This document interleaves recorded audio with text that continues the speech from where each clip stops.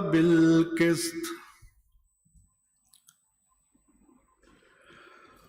ولا يجرمنكم شنآن قوم على ألا تعدلوا اعدلوا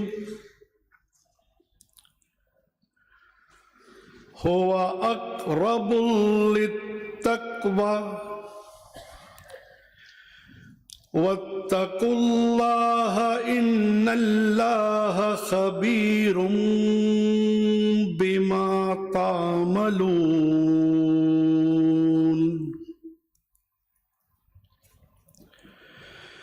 وعد الله الذين آمنوا وعملوا الصالحات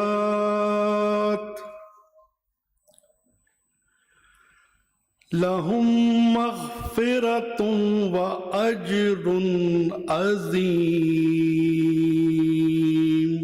صدق الله العظيم.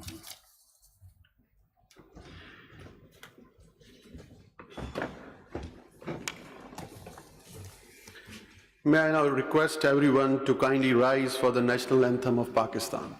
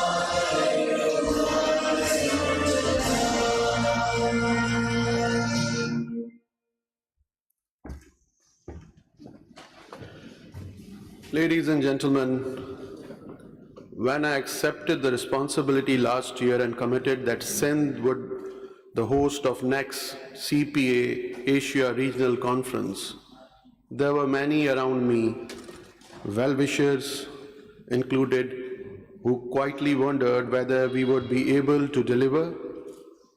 After all, the previous conferences held in Karachi in 2012 had taken place entirely in a hotel setting and never in assembly building. Today, ladies and gentlemen, we stand in the historic chamber for the first time ever opened to international parliamentary delegates. This movement is not merely ceremonial, it makes and marks a historic milestone for the Provincial Assembly of Sindh and conveys a powerful message of openness, trust, and institutional confidence. The journey of this movement has quite frankly been a roller coaster ride. Yet my colleagues, my officers, staff, and especially the members of Provincial Assembly of Sindh work day in and day out, and through countless sleepless nights to transform both the old and new assembly building into a fully functional international conference venue. It is my humble belief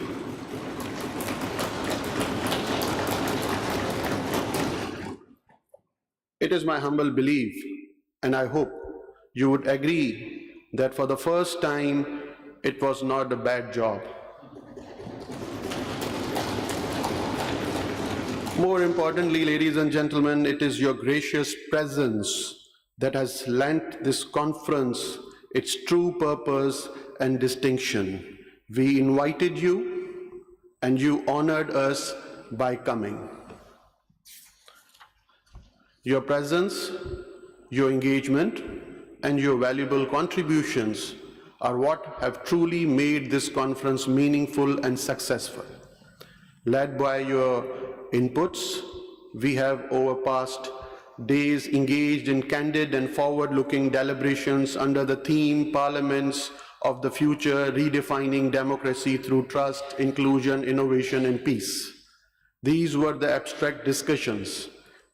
They addressed the real challenges facing our societies, strengthening parliamentary accountability, embracing innovation, responsibility, ensuring the inclusion of youth, women, and marginalized communities, and reaffirming the role of parliaments as instruments of peace and democratic stability. Now, ladies and gentlemen, I will invite a guest whose leadership continues to strengthen parliamentary dialogue and democratic cooperation across the Commonwealth. And it is my honor to invite Mr. Stephen Twiggs, Secretary General of Commonwealth. Stephen, please, you have the floor.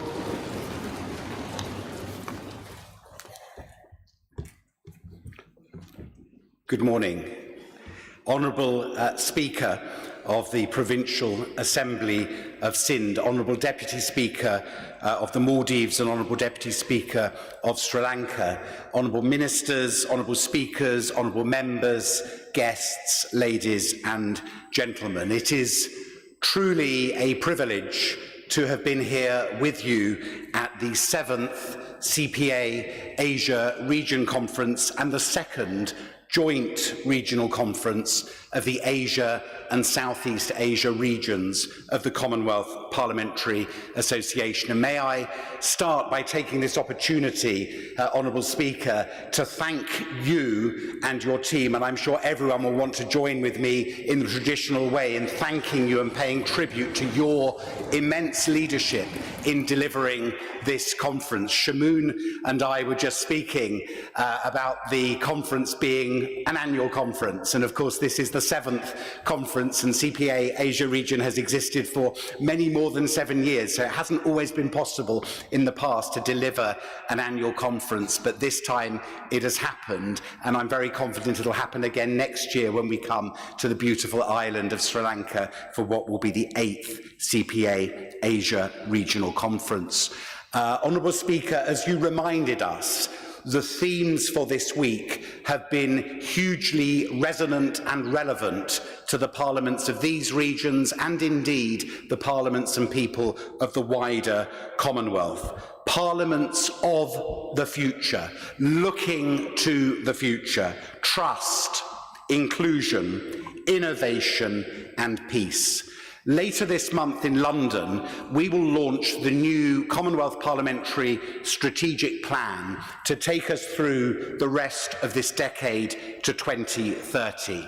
For those of you who attended our conference in Barbados last year, the plan was agreed there at the General Assembly of the 68th Commonwealth Parliamentary Conference, and it's a very direct and straightforward plan, but with ambitious goals. We restate the 3 strategic objectives of the Commonwealth Parliamentary Association that speak very, very immediately to our mission: to strengthen parliaments, to support the professional development of parliamentarians and parliamentary staff, and to promote Commonwealth values. And these 3 strategic objectives are reinforced with 6 priority themes for our work: gender, disability, small jurisdictions, technology, sustainable development and climate change, and youth. All of these subjects, of course, have been addressed in one way or another during this week's joint regional conference, and for our work across the CPA, across the Commonwealth, these 3 objectives and these 6 themes will inform everything we do over the next 4 years. As others have said throughout this week, and in particular in the speeches that we heard in the opening ceremony, we of course meet in a very challenging international context. with backsliding on democracy and human rights, with the undermining of multilateral institutions and declining trust in authority and in particular in politics and politicians. The challenges that come from climate change, stalled progress towards the Sustainable Development Goals, and of course conflict, insecurity and violence. And I know that at the end of this ceremony you will be adopting the Karachi Declaration. The Karachi Declaration addresses these challenges, learning from the discussions over the past few days, and of course building upon the excellent Lahore Declaration adopted in Punjab just a year ago. And I believe that this demonstrates the power of two CPA regions coming together. It is an exciting innovation that for a second year you've brought together these two regions, Asia and Southeast Asia. And I often say that the regions of the CPA, of which there are 9, are the beating heart of our organisation. We cannot simply be a headquarters in London and 180 legislatures across the Commonwealth. That middle tier, that crucial role played by our regions ensures the success of our organisation. And let me cite 3 examples from these 2 regions. Some of you, I think, were with us in Kuala Lumpur in November of last year when the Commonwealth Parliamentary Association worked with the Parliament of Malaysia, the Inter-Parliamentary Union and the United Nations Development Programme to deliver a conference on artificial intelligence. You had a session yesterday on this important subject. Great opportunities for parliaments, but huge challenges as well. And we adopted the Kuala Lumpur Declaration with 13 recommendations that we will take forward in conjunction with our partners in the IPU and UNDP, including the commitment to agree on safety measures and the red lines that this technology cannot be allowed to cross. Secondly, one of the features of our organisation is that we represent parliaments big and small. The hugest countries, countries like Pakistan, to countries in the Pacific with very, very small populations. And we have a network of small branches, and these are jurisdictions where the population is less than 1 million. And every year they meet and confer at our Commonwealth Parliamentary Conference, but additionally they have a mid-year workshop, and I'm delighted that the Parliament of the Maldives will be hosting the International Small Branches Workshop in April of this year. This provides a voice for all of the small branches, but I would say a particularly important voice for the small island developing states of the Commonwealth who are in the front line of the battle against climate change. And my third example is a recent example from our conference when the Honourable Shah from Baluchistan stood up and made a very powerful speech about peace and security and brought a proposal to our executive committee to move forward and establish a committee to address these issues. And I'm delighted that our officers, the coordinating committee of the CPA, have decided to move forward with this, and we're currently appointing what will be a Peace and Human Rights Committee to address the many challenges around parliaments and their role in peace building and the protection of human rights. Many of you will be new to the CPA, but some of you will have been involved for many years, and those that have will be aware that for over 30 years our organisation has been seeking a change in its legal status. We were previously a charity under British law. This was not seen as the best fit for what is an international organisation of parliaments and parliamentarians. There was a huge effort to persuade successive UK governments to grant an international legal status to the CPA, very similar to that which the IPU enjoys in the laws of Switzerland. I am absolutely delighted to report that last year the UK Parliament passed the necessary legislation so that the CPA later this year will acquire an international legal status that I think befits the nature of this organisation and its work. And we don't do that for its own sake. It's not for the glory of having that title. It's because it should help us strengthen the voice of parliaments and parliamentarians in the Commonwealth, but also beyond the Commonwealth, including, we hope, at the United Nations. Our chairperson, who has had to leave to return to Zambia, but has asked me to share his best wishes, and I know he met many of you over the past few days. Our chairperson has a wonderful phrase about this next phase in the CPA's history.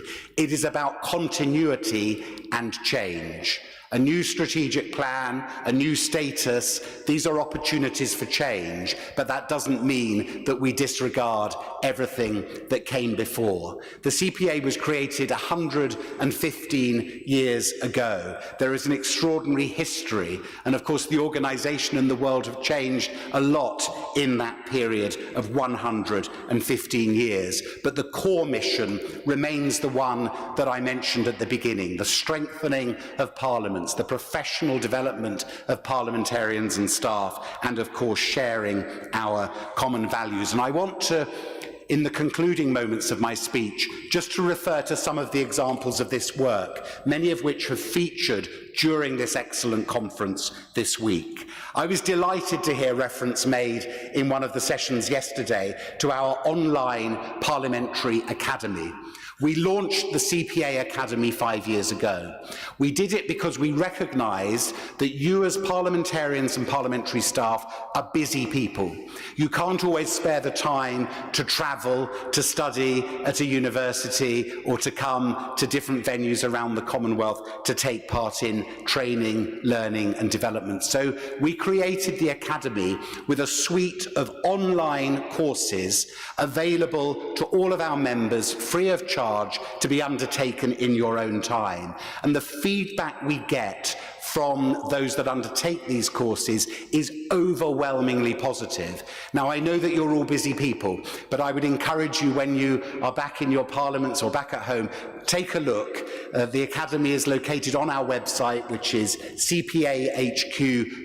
Take a look at the Academy. If you haven't had a chance to undertake a course, please, if you have time, do so. Also provide us with any feedback afterwards. We are refreshing the Academy this year, updating it, modernising it, and in addition to the online Academy, we hold residential events for those that have undertaken Academy courses, and the next of those will be in Australia later on this year. A second great example, a long-standing example of the CPA's role, is our recommended benchmarks for democratic legislatures that were first adopted 20 years ago and have been revised and updated since, including to reflect the Sustainable Development Goals. And many of your parliaments have undertaken these benchmark assessments, I think most recently the Parliament of Sri Lanka. And these are designed to provide support for parliaments to be as effective and representative and democratic as possible. The third area I want to emphasise is our work on gender and women's representation. I want to say how fantastic the session was yesterday with UN Women, looking at gender, tech and trust. We know that social media and AI have many benefits, but we also know that there is a very negative side to both, and in particular that women parliamentarians often bear the brunt of online harassment and threats. CPA has been working with the IPU, with women parliamentarians across this region, in research that was cited during the sessions yesterday. We regard this as an urgent priority, and it fits alongside our wider work to ensure that we have gender-sensitive parliaments and to ensure high levels of women's representation in Parliament. And I'd like to highlight our recent report on positive action measures measures looking at how different parliaments across the Commonwealth have met this challenge. And I know that there are discussions about a CWP workshop here in Pakistan, possibly later this year. Fourthly, youth. We know, and it's so often cited, the majority of the citizens of the Commonwealth are young. And many of the challenges I've described are ones that particularly affect young people. And that is why we hold our Commonwealth Youth Parliament every other year. I hope that many of your branches will be able to participate in that. It's for 18 to 29-year-olds, not young parliamentarians, young people that parliaments nominate. They are very vibrant and exciting forums, and I'm really pleased that the New South Wales Parliament in Sydney has agreed to host that. And might I take this opportunity to express my appreciation to the young people who've been here at this conference, the interns and the students who've really livened up the conference and done a great job supporting us all. And finally, inclusion. Inclusion has been a key theme this week. We all know how important but also how challenging it can be for parliaments to fully represent the diversity of their communities. And an increasing focus for our work in the CPA is tackling discrimination against persons with disabilities. We have the Commonwealth Parliamentarians with Disabilities Network. Its new chair is from Malaysia, one of the countries represented here, Senator Isaiah Jacob from the Senate of the Parliament of Malaysia. We have a forum on disabilities where we're inviting all parliaments to nominate members who are themselves disabled or have a disability, and that's being hosted in South Africa in May, and we encourage nominations from all of the parliaments who are here. We have our Capital Investment Fund to help parliaments address accessibility issues and exclusion of people with disabilities. And finally, this year, we have launched a campaign on disability rights to mark the 20th anniversary of the Convention on the Rights of Persons with Disabilities. All bar one Commonwealth countries have ratified it, but many haven't followed through with the legislation. We're going to develop a model law on disability legislation and an accessibility self-assessment framework to enable parliaments to address their own accessibility. Tonight I will be heading off, and I apologise I won't be with you for the closing dinner. I'm really sorry to miss the cultural evening, but I'm heading not back to London, but on to Fiji in the Pacific, where I'll be representing all of you, the Commonwealth Parliamentary Association, at the Commonwealth Law Ministers meeting. That parliamentary voice to ministers is a really important part of the role of the CPA that I take very seriously, because in this challenging and dangerous world, the Commonwealth has an opportunity to be a powerful voice for peace, for multilateralism and for inclusion. We will address this when we meet in Cape Town, South Africa in September for the 69th Commonwealth Parliamentary Conference. So finally, Mr. Speaker, let me just say this. It has been such a privilege to be here with you this week, and I know how hard you've worked to deliver this conference, and I really respect and admire and appreciate the collaborative approach that you've taken with us in headquarters, as well as with the different parliaments across these two regions. It was the same with Punjab last year, and I'm sure it will be the same again with Sri Lanka next year. If I thank your entire team for the work they've done, can I thank all of the participants, our chairperson and his team, Sibonello and Caroline, and also my colleague Melanie Dankwa, who many of you will have met, who is here with me on her first visit, having joined the CPA as a staff member in September last year.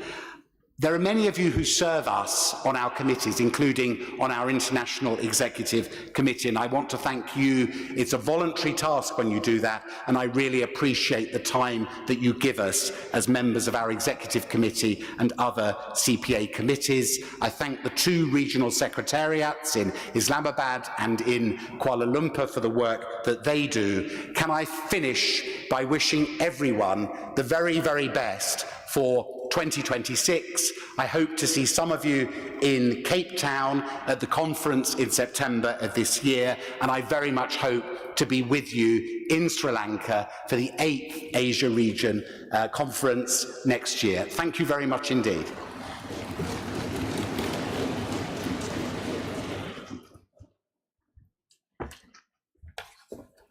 Thank you, Mr. Tuex, for your thoughtful reflections and continued guidance to our CPA family. Ladies and gentlemen, I now have the honor to invite our half Multani brother, who is also the Deputy Speaker of Parliament of Sri Lanka, Dr. Rizvi Saleh.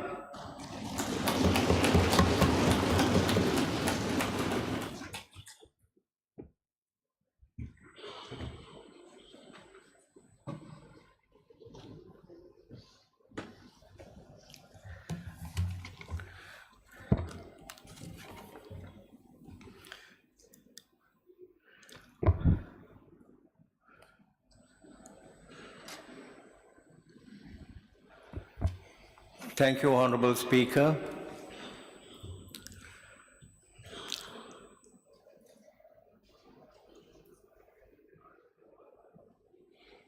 To be standing here today to deliver the vote of thanks brings me a touching honor.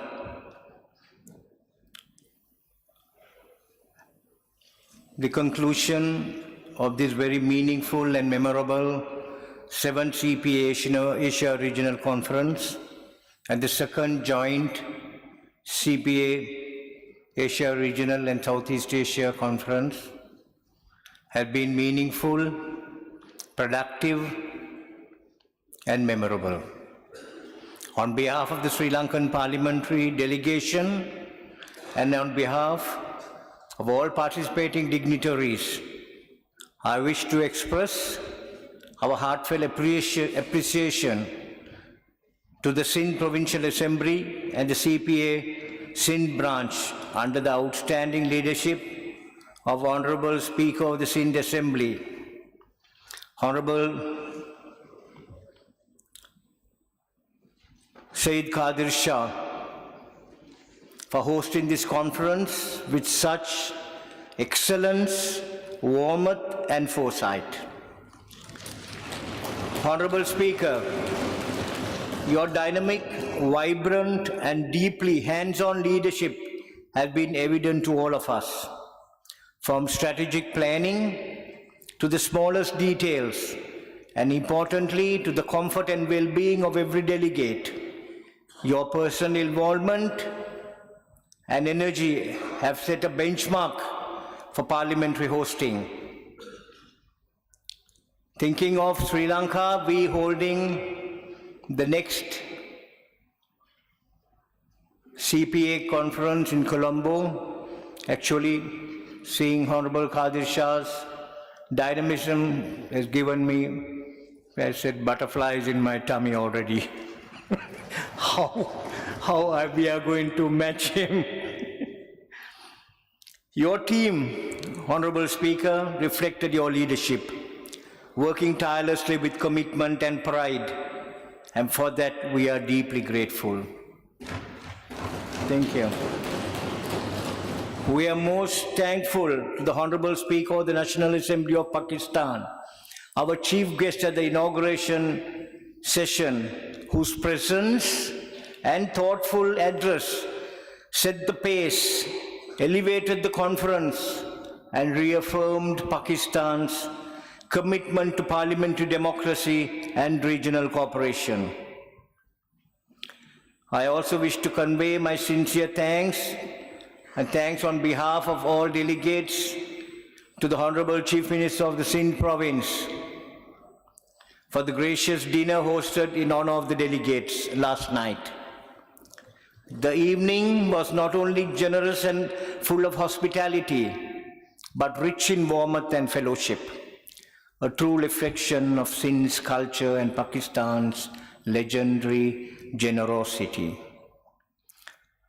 Our appreciation extends to the distinguished delegations in the Malaysian National Assembly, the regional assemblies, the Deputy Speaker and the delegation from the Maldives, the dignitaries from the Commonwealth Parliamentary Association, and to Honorable Stephen Twiggs, Secretary General of the Commonwealth. Your contributions, perspectives, and shared experiences enriched our deliberations and strengthened the spirit of the Commonwealth parliamentary family. I must also commend the panelists, the moderators, for the guiding discussions that were insightful, candid, and constructive. These exchanges reminded us that strong democracies are built through dialogue, mutual respect, and the willingness to learn from one another. A special word of thanks is due to the organizing committee, the conference secretariat, and the young interns whose dedication and quiet efficiency ensure that everything ran smoothly. Your hard work, which was very evident to every one of us behind the scenes, transformed this conference into a truly seamless and successful event. We are also profoundly appreciative of the exceptional hospitality, the excellent accommodation, and thoughtful arrangements extended to all delegates. Truly speaking, the care shown to us went far beyond protocol. It was heartfelt, it was genuine, it was generous, and last but not least, it is truly unforgettable. What we take home to our home parliaments is the 6-point Karachi Declaration that we would be adopting at this conference. If I may be permitted to brief personal reflection as I was introduced by the Honorable Speaker Syed Qadir Shah, yes, Pakistan is no stranger to me. Over 40 years ago, you may guess my age by now, in 1980, I came to Pakistan. Many of you would not have been born then, I guess. I came to Pakistan as another student to do my medical education at the Nishtar Medical College in Multan. And I like to tell you, as I told somebody yesterday, from the day I came to Pakistan to do my education, I was here for a little over 5 years. I was their mehman. And until I left, I was their mehman. That is the generosity and the hospitality of Pakistan, which you all have witnessed today. The education, the kindness and opportunities I received here in Pakistan shaped my life and my journey in public service, and is greatly, if not wholly, responsible for what I am today as I stand before you. This I say it, and I mean it.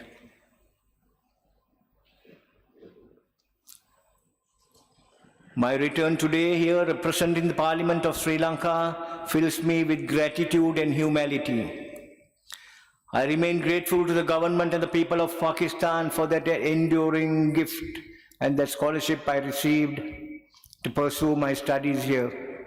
I only hope I live up to be a worthwhile investment for the people and the government of Pakistan. This conference has reminded us that beyond institutions and procedures, it is the human connection, the shared values, and the mutual respect that bind our nations together. As we conclude this conference, let us carry forward not only the resolutions and insights from these sessions, but also the friendships forged and the goodwill strengthened here in Karachi. Once again, on behalf of all delegations, I extend our sincere thanks to the gracious hosts and wish the CPA Asia fraternity continued success. Thank you, everybody, and thank you, Pakistan.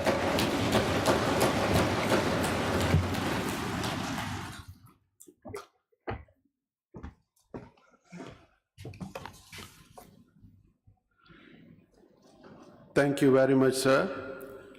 So me and my team are available for you for the upcoming conference in Sri Lanka. If you need any assistance, any help, we are available for you. My team, gear up for the upcoming conference.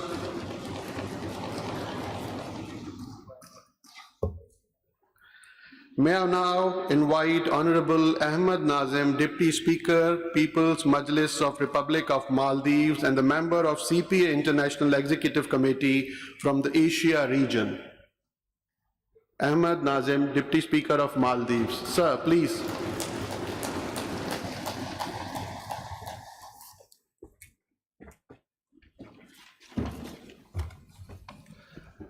Bismillahirrahmanirrahim. Honorable Speaker Said Awais Qadir Shah, Secretary General of the CPA, distinguished delegates, honored guests, ladies and gentlemen. As we come to the close of the 7th Asia CPA Regional Conference, it is my privilege to extend our sincere thanks to all those who have contributed to the success of this important gathering. As we gather in this parliamentary building, I also would like to mention that the Maldives Parliament building is a donation from the people of Pakistan to the Maldives, which was opened in 1991. So Pakistan's commitment to parliamentary democracy and strengthening of democracy in other countries that building is a reflection of that. We are deeply grateful to the host country, Pakistan, and also to the host assembly, the Assembly of Sindh Province, and the organizing committee for their warm hospitality and excellent arrangements, which have made this conference both productive and memorable. Our sincere appreciation also goes to the speakers, panelists, and moderators for their valuable insights and thought-provoking discussions which have enriched our deliberations over the past 2 days. I would also like to thank all delegates for their active participation, engagement, and collaboration, which reflect the strength of the Asia CPA community. Honorable Speaker, you have done a great job. There's no doubt about it, in making this conference a success. And we leave this peaceful city with fond memories of the kindness and courtesy extended to our delegations. As the Secretary General mentioned, Maldives will be hosting the Small Regions Conference in April, and you have set benchmark for the standard that we should set as a host. We thank you immensely for your kindness and your tireless work you have put into making this conference a success. Finally, I would like to acknowledge the dedication of the Secretariat, volunteers, and partners who worked tirelessly behind the scenes to ensure that this conference was conducted smoothly. With that, I thank you once again and wish everyone a safe journey home. Thank you.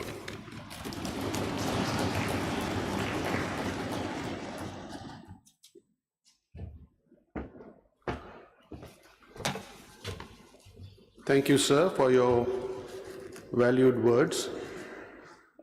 In absence of Speaker of Punjab Assembly, Malik Muhammad Ahmed Khan, on his behalf, Mr. Zulfikar Ali Shah, Chairperson, Agriculture Committee, Punjab Assembly. Sir, I invite you to please come on stage and say a few words on behalf of your speaker.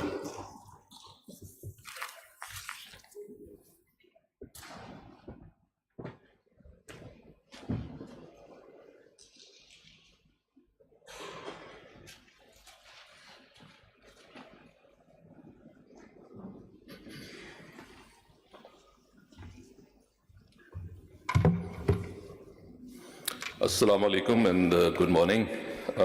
Honorable guests, distinguished participants, ladies and gentlemen. On behalf of the Honorable Speaker of Punjab Assembly, I extend our sincere appreciation to the CPA for their valuable contribution and continued support. As Stephen knows, I'm a fan. Unfortunately, due to an unavoidable personal reason, he could not be present with us today in Karachi, but his commitment to the parliamentary values, transparency, and institutional strengthening remains deeply acknowledged and respected. We are grateful for his guidance, vision, and the role he continues to play in promoting good governance and democratic practices. His absence today is felt, yet his presence is reflected in the purpose and spirit of this gathering. I would just like to add that he has a long shadow, and sometimes we feel a bit lost without him, but that's what it is. I would like also to thank the organizers, speakers, and all participants for making this event meaningful and successful. Once again, thank you all for your time and cooperation. Thank you.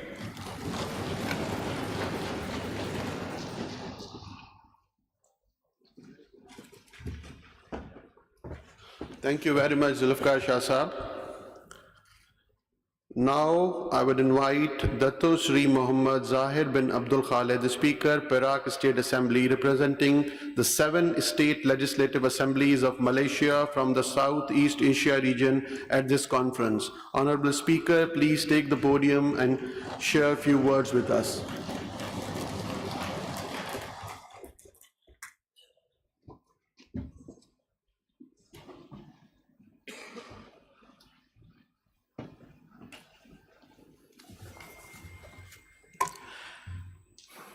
Bismillahirrahmanirrahim. Assalamu alaikum and a very good morning. Honorable Syed Khadir Shah, Speaker of the Provincial Assembly of Sindh, the Honorable Mr. Stephen Twigg, Secretary General, Commonwealth Parliamentary Association, the Honorable Mr. Ahmad Nazim, Deputy Speaker of People Majlis of Maldives, Honorable Dr. Rizvi Saleh, Deputy Speaker, Parliament of Sri Lanka, distinguished speakers and delegates, kindly also allow me to specifically address my fellow delegates from Malaysia and invite them to rise, as their state is specifically mentioned as a mark of appreciation to our gracious host, the Provincial Assembly of Sindh. The honorable delegates from Kelantan, delegates from Johor, delegates from Terengganu, delegates and speaker from the state of Pahang, the delegates from Selangor, the delegates from Penang, the island of Penang, and finally the honorable delegates from my home state of Perak. Ladies and gentlemen, it is indeed an honor for me to deliver this vote of thanks at the conclusion of the meaningful and successful conference. On behalf of the delegates from Malaysia, and particularly the State Legislative Assembly of Perak, I wish to express our sincere appreciation to the Commonwealth Parliamentary Association Asia Region for convening the 7th CPA Asia Regional Conference and the 2nd Joint CPA Asia and Southeast Asia Regional Conference 2026. This conference has given us not only valuable ideas and insights, but also renewed confidence in the relevance of parliaments in shaping a more peaceful, inclusive, and democratic future. Ladies and gentlemen, I would like to convey our heartfelt gratitude to the government of Pakistan, and especially the government of Sindh, for the warm hospitality extended to all delegates throughout our stay in Karachi. We are deeply grateful to the Honorable Syed Khadir Shah, Speaker of the Provincial Assembly of Sindh, for his gracious leadership and tireless efforts in hosting this conference. Under his guidance, the organization has been excellent, the discussions substantive, and the spirit of fellowship clearly felt among all participants. Our sincere appreciation also goes to the Honorable Chief Minister of Sindh, Syed Murad Ali Shah, for hosting us and for his strong support of regional parliamentary cooperation.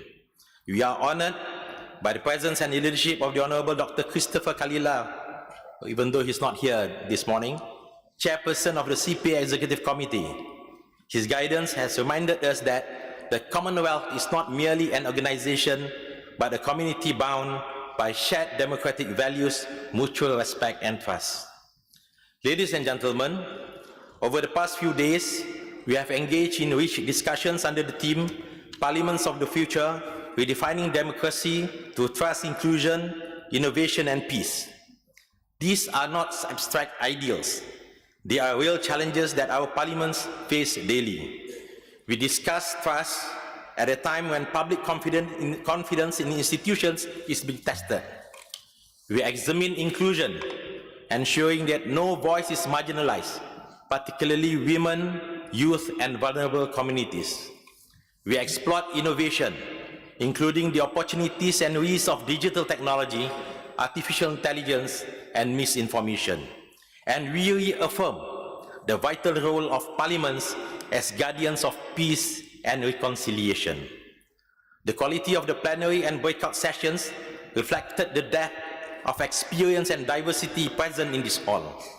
I thank all speakers, ministers, members of parliament, and delegates who contributed with wisdom, honesty, and respect.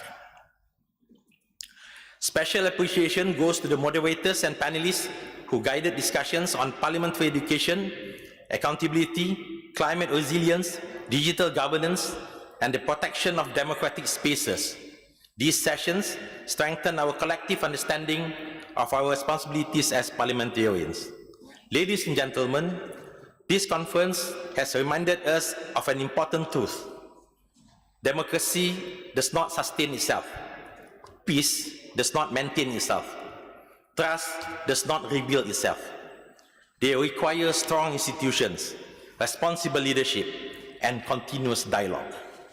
As we return to our respective countries and legislatures, let us carry forward the spirit of Karachi, a spirit of cooperation over confrontation, dialogue over division, and shared humanity over narrow interests. As I come to the end of my remarks, I wish to once again thank the CPA Secretariat, the conference organizers, volunteers, and staff who work tirelessly behind the scenes. Your professionalism and dedication have made this conference both productive and memorable. Ladies and gentlemen, may the friendships forged here grow stronger. May the ideas shared here lead to meaningful reforms, and may our parliaments continue to serve as engines of reconciliation, trust, and peace for our people. With that, I thank you for your kind attention and warm cooperation. Terima kasih. Thank you. Shukriya. Assalamualaikum warahmatullahi wabarakatuh.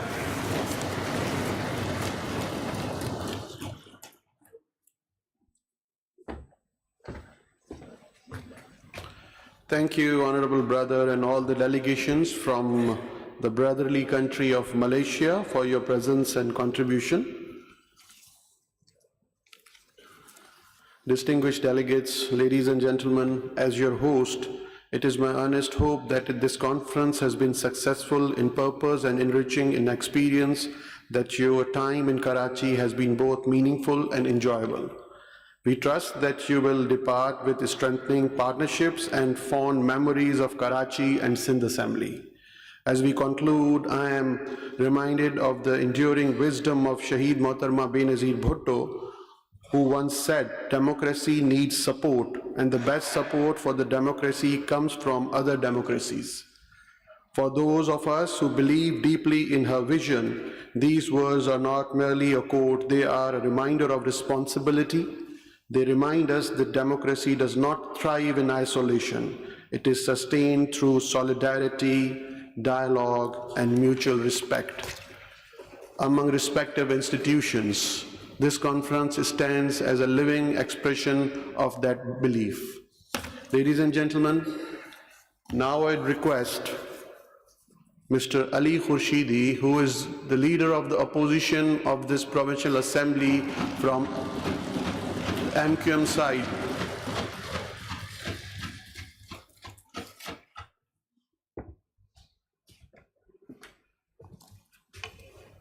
You need 5 minutes or 10 minutes, sir?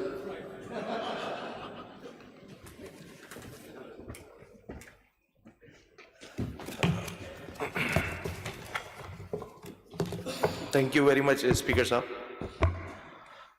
Honorable Stephen Twing, Secretary General Commonwealth Parliamentary Conference, Honorable Dr.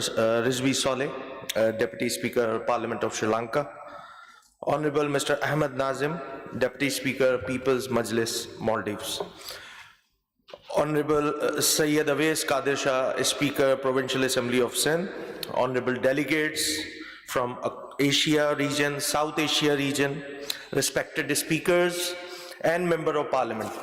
Ladies and gentlemen, Assalamu alaikum and very good morning. It is a great honor for me to stand here today at the closing ceremony of this important and historic conference. First of all, on behalf of the opposition benches of the Sindh Assembly and my party, which is the largest political party of the urban centers of Sindh, Muttahida Qawmi Movement Pakistan, I congratulate the Honorable Speaker, Sindh Assembly and our entire team for successfully organizing this remarkable gathering. Hosting delegates from more than 17 Parliament is not an easy responsibility. It requires careful planning, day and night hard work, and strong teamwork. The excellent arrangements, smooth management, and heartfelt hospitality clearly shows the commitment of this House. During the last few days, we have witnessed meaningful discussion on trust, inclusion, innovation, accountability, and the future of our democratic institutions, parliamentary education, and climate change. These discussions remind us that although we may belong to different parties or countries, our mission is the same: to serve our people and to strengthen democracy. I strongly believe democracy becomes stronger when government and opposition work together with respect and dignity. Healthy criticism improves governance, and cooperation brings result. This conference has shown that dialogues and partnership are always better than divisions. I would also like to sincerely thank all the delegates who travel long distances to join us. I hope you found Sindh not only organized but also warm and welcoming. If you enjoyed our tea, our food, and our Karachi hospitality, then we consider our job successfully done. And if you gain a few extra calories, please forgive us, because this is how we show our love to our guests. I also want to appreciate the officers, the staff member, and especially volunteers who are working tirelessly, security team, and the young interns working quietly behind the scenes. Conferences succeed not only because of the speeches on stage, but because of the silent dedication of those who work off stage. I strongly believe that their efforts deserve our heartfelt applause. Let us leave this conference with renewed energy and fresh ideas. Let us carry forward the spirit of cooperation and ensure that our parliament remain transparent, accountable, and close to the people we represent. Once again, I congratulate our Honorable Speaker, Provincial Assembly of Sindh, Syed Awais Qadir Shah Sahab, and the entire organizing team for this excellent achievement. It made our province proud. Thank you very much. Pakistan Paindabad.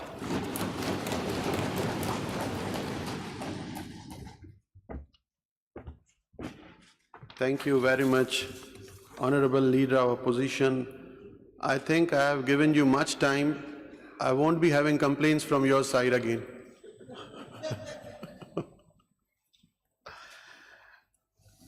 I extend my heartfelt appreciation to the District Administration of Karachi, Security and Law Enforcement Agencies, the Line Department of Sindh Government, especially the kids who are from Shaheed Zulfikar Ali Bhutto Institute, University, and UN Women for their collaboration, students from Danning Law College, our media fraternity, Secretary General, Sindh Assembly, and my entire team and staff at the Sindh Assembly Secretariat.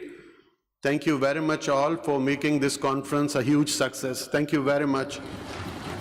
I have, before Chief Minister Sindh is coming shortly to this conference, who is our chief guest. Before that, I have a request from the hall that somebody wants to say a few words. Farah, please. Farah Azim Shah Sahiba.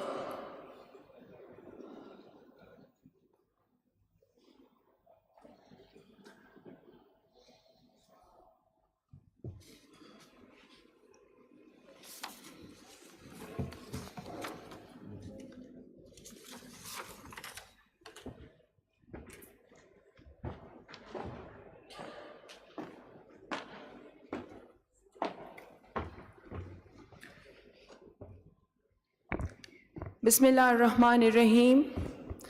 Wakafa billahi waliyam wakafa billahi nasira. First of all, I would like to appreciate the most handsome speaker of Pakistan.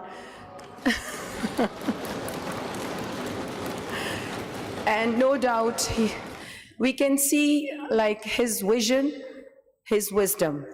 And I really appreciate, and I really appreciate your teamwork, and we all are enjoying here. Once again, I would like to welcome all the delegates who are here and representing their countries and their people. And I'm very thankful to the General Secretary, Honorable Stephen. He's a good friend, and the chairperson of the Executive Committee, Dr. Christopher Kalila. We all are friends, Commonwealth family, and we all believe in humanity. And I must say that the General Secretary, he is very down-to-earth person, and he believes in humanity. So that's why he's the General Secretary of CPA, because he is joining humanity, the people all around the world. And I'm very much thankful that my proposal for the peace, which I proposed in the last conference in Barbados, and it was accepted, it was appreciated by all the regions. So it means that we are global family, and we have rights on each other because we all are human beings. And why I submitted this proposal? Because my province, Balochistan, sacrificed a lot. My forces, my Pakistan forces, my Pak army sacrificed a lot. So, still, we stand for peace. Once again, thank you so much, Speaker, Sindh Assembly, and it's my dream. My Secretary Assembly, Mr. Tahir, is here. My renowned politician from Balochistan, Agha Naeem, he is here. Mr. Khairjan Baloch, all the way from Avaran, he is here. So it's our dream that we host the meeting of CPA in Balochistan, Quetta. Because Balochistan is the land of opportunities. Balochistan is the land of brave people. And Balochistan is the land of hospitality. Once again, thank you so much. CPA, Zindabad, Pakistan, Paindabad.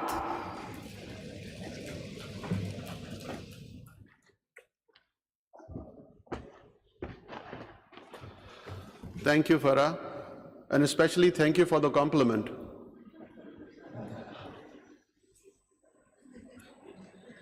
Ladies and gentlemen, our chief guest, Honorable Chief Minister of Sindh is here. He'll be coming inside this conference hall within moments.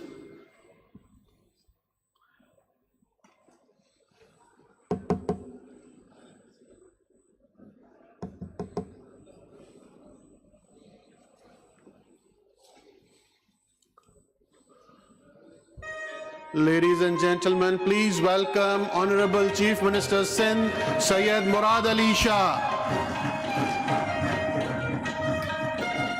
May I respectfully request all present to kindly rise in honor of the Honorable Chief Minister, Syed Murad Ali Shah.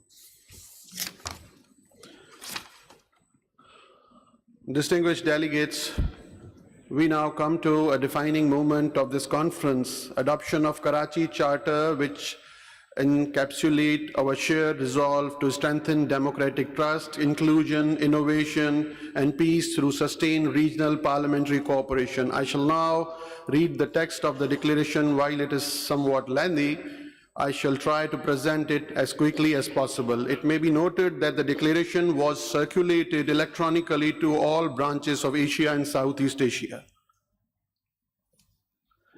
We, the speakers, presiding officers, and delegates of Commonwealth Parliamentary Association branches of Asia and Southeast Asia, convened in Karachi from 3rd to 7th February 2026 for the 7th CPA Asia Regional Conference and 2nd Joint CPA Asia and Southeast Asia Regional Conference, reaffirm our shared commitment to democratic governance, constitutionalism, parliamentary accountability, inclusivity, responsible innovation, and sustainable peace in accordance with our respective national constitutional framework, CPA principles, and the Charter of the United Nations.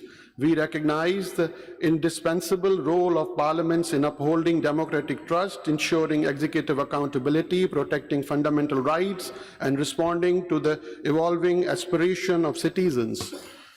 We take cognizance of the complex challenges confronting democratic institutions, including declining public confidence, political polarization, misinformation, climate vulnerability, social exclusion, and the rapid pace of technology change. We affirm that the future of democracy depends on the parliaments that are inclusive, participatory, transparent, and forward-looking, capable of strengthening social cohesion, embracing responsible innovation, and promoting peace and resilience within the across societies. We recognize multilateralism and parliamentary diplomacy as fundamental pillars of building trust, advancing peace, and reinforcing democratic resilience in an increasingly interconnected world grounded in sustained dialogue, mutual respect, shared democratic values, and adherence to international norms and collective responsibility.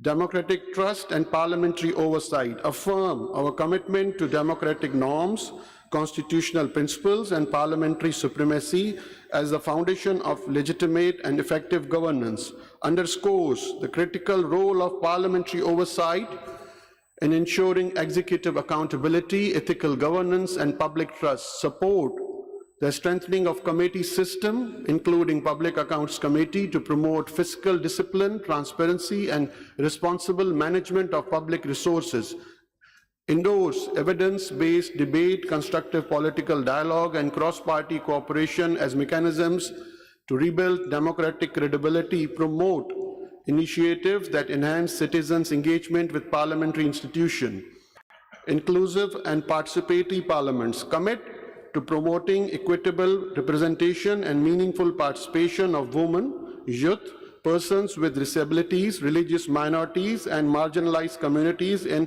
parliamentary process. Resolve to review and reform parliamentary rules, procedures, and institutional practices to eliminate systematic barriers to inclusion, support parliamentary education, civic literacy, and public outreach initiative to instill democratic values and principles in the heart and minds of our future generation, endorse mentorship, capacity building, and leadership programs that empower underrepresented groups with parliamentary institutions, contribute to national and regional effort aimed at fostering inclusive governance, social cohesion, and participatory democracy, innovation and responsible use of technology, recognize the growing influence of digital technologies and artificial intelligence on governance and parliamentary processes, and underscores the importance of ethical, transparent, and human-centered framework, affirms the need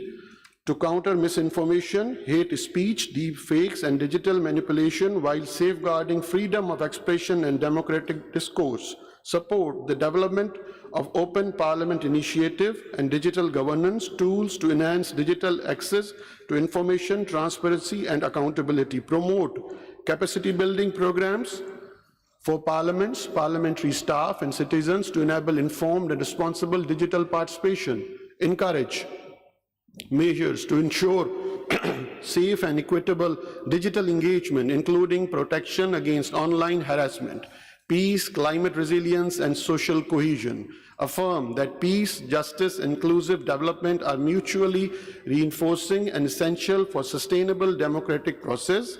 Recall that right to self-determination, as recognized under international law, remains essential to democratic legitimacy, peaceful coexistence, and durable political solutions. Note with concern the evolving challenges to the international order marked by growing unilateralism and gradual narrowing of space for mutual respect, sovereign equality, and adherence to international norms. Recognize the role of parliaments as platforms for dialogue, reconciliation, and peaceful conflict resolution within and across communities. Support legislative initiative to strengthen climate resilience, disaster preparedness, and protection of climate vulnerable regions, endorse community empowerment, local governance, engagements, and participatory policy making to enhance social cohesion, contribute to regional and national efforts that advance justice, equity, and sustainable development as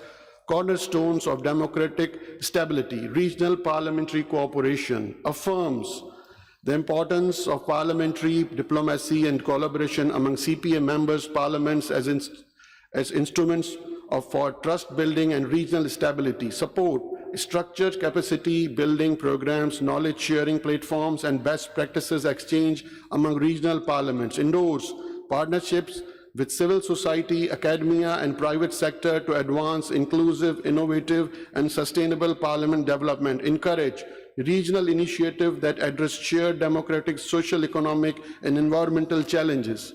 Recognize that timely CPA regional conferences are central to sustaining parliamentary partnerships, and commend the Provincial Assembly of Sindh, Pakistan for hosting the 7th CPA Asia Regional Conference within 1 year of the previous conference. As we conclude our deliberation in Karachi and adopt this declaration on February 6, 2026, we reaffirm our shared resolve to strengthening parliaments as trusted, inclusive, innovative, and peace-building institutions guided by democratic values, CPA principles, and international commitments. We commit to translating the spirit and intent of this declaration into concrete legislative and institutional action within our respective jurisdictions in pursuit of democratic resilience, collective well-being, and a peaceful future for the people. Sir, Honorable Chief Guest, with your permission, I shall place the Karachi Charter Declaration before the House for formal adoption. Those in favor may kindly signify their assent by thumping of desks in our time-honored parliamentary tradition.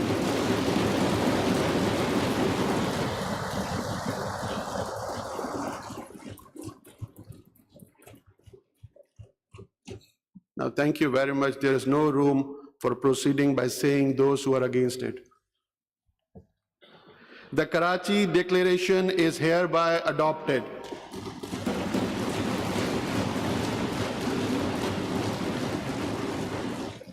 Now, ladies and gentlemen, and I will invite that person, Venice Province, at the time when democratic governance, institutional continuity, and development-oriented politics demand wisdom, restraint, and resolve, his government's steadfast support and close partnership with the Provincial Assembly have been instrumental in making this conference and its historic hosting a reality. Honorable Chief Minister Murad Ali Shah, I respectfully invite you to deliver your address and formally declare the conference closed. Chief Minister Syed Murad Ali Shah.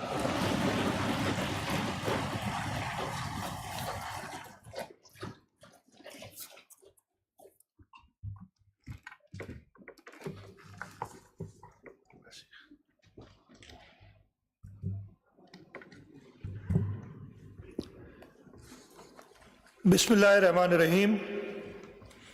Honorable Sayyid Awais Qadir Shah Sahab, Speaker, Provincial Assembly of Sindh,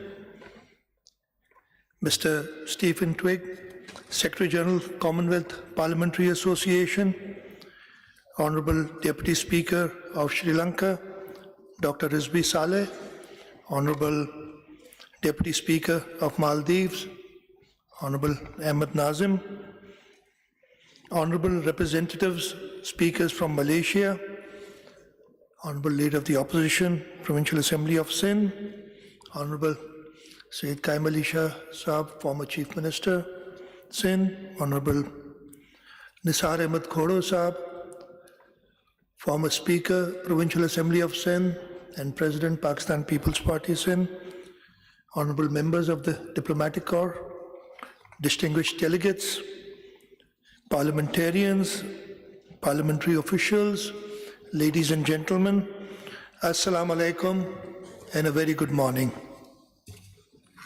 It's indeed a privilege for me to address you at the conclusion of this important regional conference. I welcome you all to Karachi, a city of resilience and ambition, and to Sindh, a land that has never been silent in the face of injustice and never absent in the struggle of democratic continuity. Honorable Speaker, I congratulate you and your team for hosting this conference with dignity and professionalism.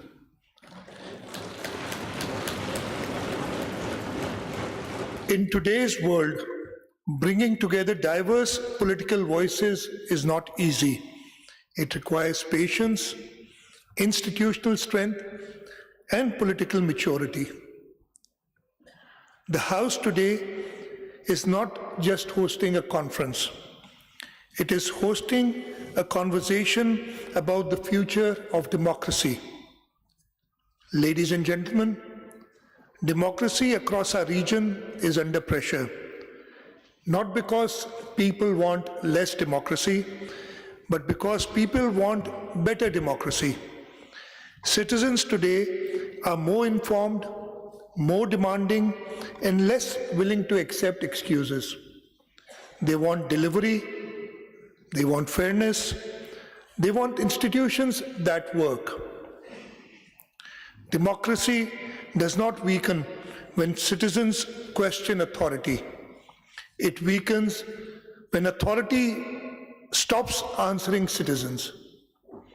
Your conference theme, trust, inclusion, innovation, and peace, captures the crisis and the opportunity before us.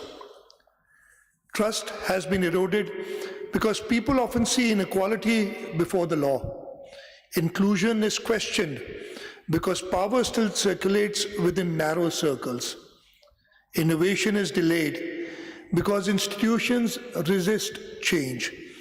Peace is threatened when injustice becomes routine. In Sindh, we do not claim perfection. Governing is hard work.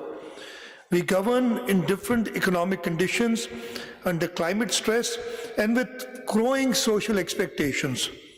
But we have made a clear political choice: reform over rhetoric, systems over slogans, delivery over display. Trust is rebuilt through transparency and accountability. That is why we are strengthening public financial management, digitizing revenue systems, and introducing monitoring in service delivery. Please do not trust speeches. People do not trust speeches, they trust systems. Trust grows when citizens see where their money goes and who is responsible when it is wasted. Inclusion is not charity. Inclusion is democracy in practice. We are expanding women's participation in local governance, investing in girls' education, and creating skill pathways for youth. We are strengthening protections for minorities and vulnerable communities. A democracy that excludes is not stable. It is fragile, and fragility eventually becomes instability. Innovation is not about technology alone. It is about changing how governments think, decide, and deliver. We are reforming procurement, expanding e-governance, and using data to improve health and education outcomes. But innovation must serve people, not impress donors. Technology must shorten the distance between citizens and the state and not widen it. Peace in our context also means social justice and climate justice. Sindh is on the front line of climate change. Floods and environmental shocks are not policy debates for us, they are lived realities. Parliaments must legislate for resilience, disaster preparedness, and climate adaptation. There is no sustainable peace without climate resilience, and no climate resilience without political will.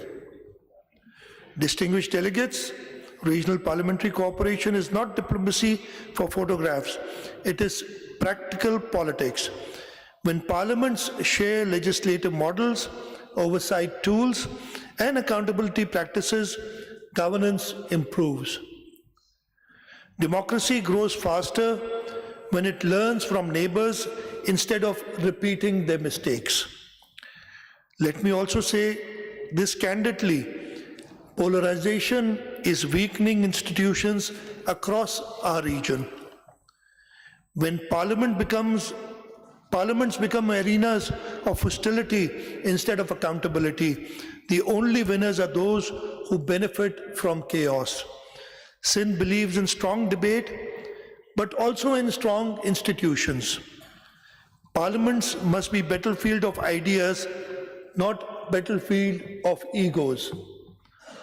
Excellencies, you've just adopted the Karachi Charter. I urge you to take it home not as a souvenir, but as a responsibility. Let it shape legislative priorities. Let it guide committee work. Let it inform institutional reform. Democracy is strengthened by implementation, not by intention. I thank the CPA leadership, especially Mr. Stephen Twiggs, for nurturing this platform of parliamentary learning. I thank all delegations who've traveled to be here. Your presence reflects trust and friendship. I thank the organizers, the secretariat, parliamentary staff, and the volunteers whose quiet professionalism made this conference possible.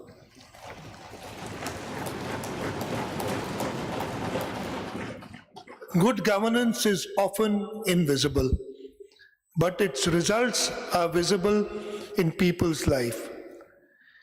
You will leave Sindh with memories of our culture and hospitality. I hope you also leave with something deeper, a renewed political commitment to make your parliaments more transparent, more inclusive, more innovative, and more trusted. Because at the end of the day, democracy is not measured how powerful leaders feel. When parliament become, ladies and gentlemen, before I end my speech, I'd just like to say a few words regarding this conference. Unfortunately, I was not able to give it the time that I wanted to because of my other commitments, but I've been following up and I've been really happy with the kind of debate which has gone on here. And I hope that each and every one of you has thoroughly enjoyed the debate and thoroughly enjoyed the hospitality of Sindh. I've been following the debates. I heard the leader of the opposition saying that you might have gained a few calories here. But that, as he said, was a good intention. Inshallah, you'll remember this conference, you'll remember the people of Sindh, the people of Karachi, and you'll take back good memories and you'll put whatever has been discussed here in practice in your own parliaments. I thank the Honorable Speaker for having me here today, and I thank all of you for taking time out and coming from your countries to visit Karachi, to visit the province of Sindh, and for making this conference successful. Thank you very much. Pakistan, Zindabad.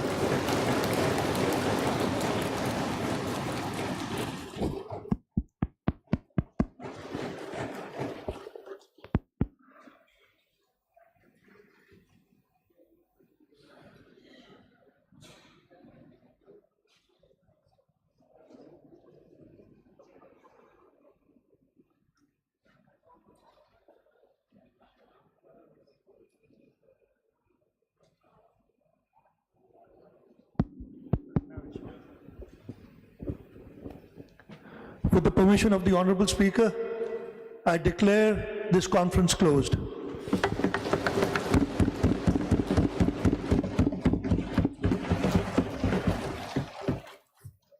Before we disperse for lunch and Jummah prayer, I would request all the delegates to please move from that door.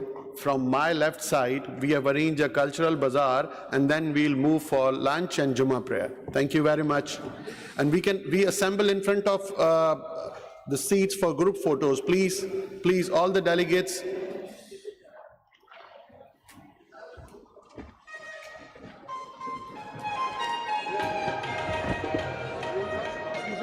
You come down?